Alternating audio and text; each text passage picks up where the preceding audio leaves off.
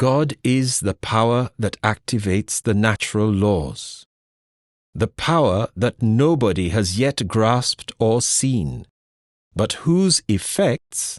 everyone, daily, hourly, indeed in every fraction of a second, must see, intuitively sense and observe, if only he wants to do so. In himself, in every animal, every tree, every flower,